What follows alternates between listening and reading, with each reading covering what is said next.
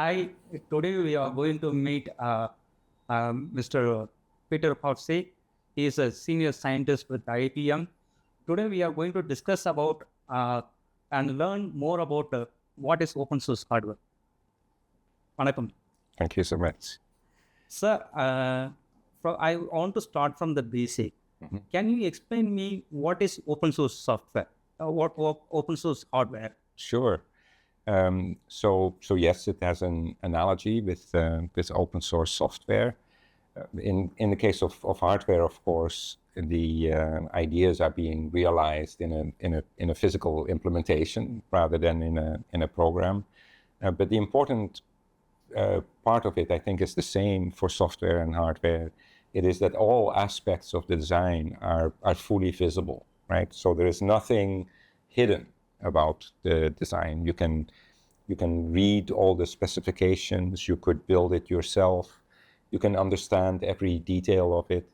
And I think that is, why openness is such a great foundation for innovation, and for also things like security that depend on having good insight to what a design is, whether it's hardware or software, actually. Yeah. So how feasible, for people to involve in open source hardware? Yeah. So what we try to do in IBM with the OpenPOWER architecture in particular is we not only made the power architecture open and it's managed, under the Linux Foundation. We also put out one of the simplest but still pretty powerful processor designs that implements this power architecture instruction set called Microwatt, which can be built on an FPGA that is not too big, much less than 100,000 lots. That's not a very big FPGA. And again, because all of the aspects of that hardware design are available, somebody who engages with that can understand every aspect of it in detail. Has the freedom to make modifications, make improvements. There's a process to contribute improvements back to the community, just like with open source software. So we have tried to make the barrier to entry, very, very low, where it is actually pretty easy for people to begin a journey in open source hardware. And if I think back at my own career, the things that I built 30 years ago, were not more complex than what is on Microwatt. Actually, if I include the software stack, that is a far more sophisticated project than anything I built back then. But by engaging with real hardware and real design, you just learn a tremendous amount, and I feel it set me up, to have a good career in hardware design. Yeah. Can you explain with us about Microwatt? Yeah. So Microwatt is an implementation of the OpenPOWER 64-bit instruction set architecture. It is, like I said, quite a small and simple design, but it is complete enough so you can actually run a Linux operating system on this processor. And then, there's a variety of FPGA boards that you can run this on. And some people actually have already taken a Microwatt-based design and taped it out to silicon, where they actually got chips back. So it's already been shown that you can walk that path towards actual silicon. So yeah, to give a little bit more specifics, it's a 6-stage sort of standard RISC processor. It executes one instruction per cycle. it runs, at a couple hundred megahertz or so. Like I said, I think it's on both a great educational vehicle, but it's also, powerful enough to do useful projects, with this design. And then if you need something that is perhaps, higher volume and more cost effective, there are easy paths to get from this design to a silicon implementation of it as well. And we do have, IBM has contributed more complex and larger cores to the open community as well. That, if it turns out that somebody needs a more powerful processors, those with a little bit more work, those can be picked up and used as well. But like I said, we think Microwatt is a very nice entry point, and especially for universities, I think the perfect place to start. Yeah. So you have been in India, especially in Tamil Nadu. Right. So what do you think about the manpower and the youngsters in the Tamil Nadu will go get into the open source? So I mean, there are quite a large number of very good schools, here. I discover a new school, every few trips that I didn't know about, but that actually turns out to be, quite an impressive place in one field or another. India has immense amount of talent. I truly enjoy working with students and faculty. It is of course true that people are a lot more comfortable with area where there has already been a lot of success, and that is around software development, right? So, a lot of people are still kind of finding their path with respect to hardware development, and truth be told, it will take the journey to becoming a truly competitive player on a world stage for semiconductor design. Will take several years, but there are already very advanced semiconductor projects being done in India. So there's definitely a talent base here. So how do you find the scope of open source hardware in Tamil Nadu, setting up flourishing open source hardware?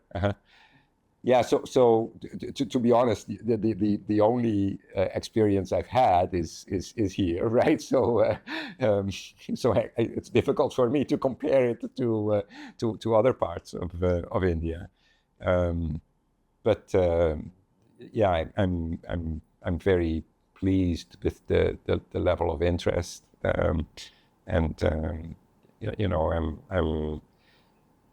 I'm excited in multiple ways. Of course, from a sort of an IBM specific point of view, it's important to us that people, know what the power architecture is and start to look at it, and maybe consider IBM as a place that they might want to apply for a job. When they are ready to join the workforce. But also, quite apart from IBM, it is. It is exciting to see this kind of early development, because I throughout my career I've seen what this can grow into a number of times, and it's very important to take a first step, and I see that is beginning to happen. Yeah. How Tamil Nadu can collaborate together with OpenPOWER, IBM to engage and flourish this open source hardware in Tamil Nadu? Yeah. So the through the OpenPOWER Foundation and working with various institutions here, we've tried to put out a foundation, right, with not just the Microwatt core itself, but with educational material. There are many recorded talks. There are GitHub repositories with instructions on, how to build designs, etc.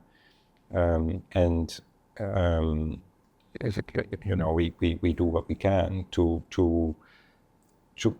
help people along this journey. At the end of the day, though, besides an interest in helping to develop talent, the hope is that this is much bigger than IBM alone. It might seem a little bit strange that IBM is kind of giving its one of its key architectures away in a sense. But IBM is very focused in the kind of business that we do, and we understand that it is healthy for an architecture if there are multiple kind of development projects that happen around an architecture, because that makes the Linux community more likely to, for example, adopt things that might need to be done to have good support for that architecture.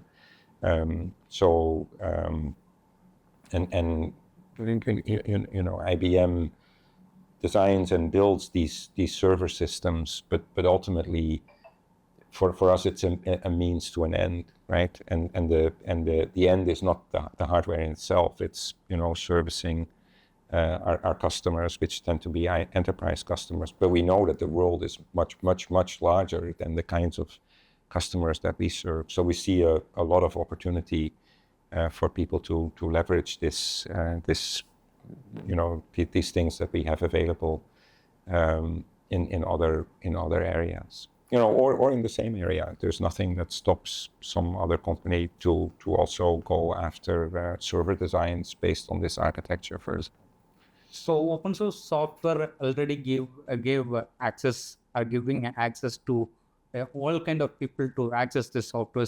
Right. Might live free. Right. And how the open source hardware can contribute the more technology to accessible for everyone. Right.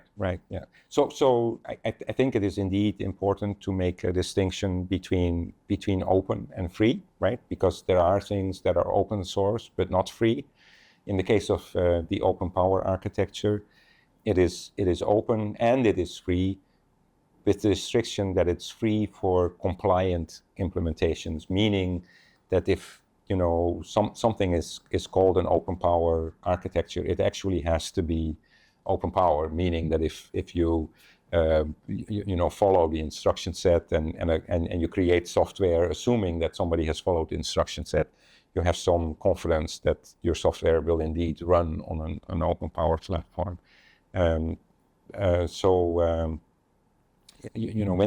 you do that, then it creates an ecosystem where, with a low barrier to entry, also from a cost perspective, because yes, indeed, you can have access to things and you can build things. You don't have to pay a lot of money for IP up front. You can build your design. And then bring it up to a point where you have some confidence that there is indeed a market for what you've created, and then put in more investment. And I think that's great, right? Because there are many cases where, and this is true for the hardware things like architecture, but also, for example, for design tools. So I'm also excited that there is a lot of effort around open source design tools where there too, it helps to lower the barrier of entry. Yes, maybe in the end, when you design a product that is going to go into high volume into a commercial market, maybe you end up using higher end commercial tools. But when you start, but it's important that you can start out and develop your ideas without having to pay a lot of money up front. And I hope that will create a lot of activity. Yeah. How government can involve in this kind of activities and enrich students and youngsters towards the open? I think and I know that there is already a degree of support for this kind of thing in India. I think what is very important is that because we are talking about hardware design, is that there is a path for people to turn their ideas into actual physical silicon chips and packaged chips and systems and so on. And that it doesn't take a tremendous amount of money, but it means that something like what is called a multi-project wafer run, where many people combine their designs that are not individually not too big into a single bigger thing that then gets manufactured, and everybody gets their piece back, and it's a very cost-effective way, to get your design when it doesn't have to be high volume yet. So, investing in a capability to have these kinds of multi-project wafer runs, I think is an important thing that a government can help with, because it's, for a semiconductor facility, it's usually somewhat less. It can be a somewhat less profitable business than, especially these days with all the demand from AI, right? There's pressure on manufacturing volumes and so on. So encouraging, really helping people set aside some volume to do this kind of more things that are more focused towards education and early development of startup type activity. I think that's one important thing. And then another one, of course, is to help companies along that journey, right? In many countries, the early life of companies is, that receives some degree of support from the government, and I think that can be a good investment in helping to create new businesses, and then of course, things like conferences and just getting a mind share so that people understand that this is a valuable thing to do. Those are some examples. I'm sure I'm still forgetting some other things. Like community kitchen, like yes, we can bring a community semiconductor production unit. Yes. But I have seen in the past, and I've experienced it myself early on. When you're a student and you do a design and you have an ability to take your design, actually send it out and get a chip back and be able to see that chip that you designed work and really do something. That is at least for me, that is a fairly transformative experience. It gets you hooked, right? And if you're only doing conceptual things during your studies, but you never really touch hardware, be it in the form of working with, reconfigurable logic on a board or actually getting a chip back. I think if that's not a part of the curriculum, then you're not really training people to be hardware engineers. I think the actual hardware has to be a part of it. And in many parts of the world, that has fallen a little bit on the wayside. Actually, also in the US, a lot of schools that used to have solid, VLSI design programs, are really not doing as much of that anymore. And I do think it is very, very important, to have a next generation of hardware designers and innovators. Yeah. How do you foresee and estimate the business of this open source hardware in the future? Yeah, I think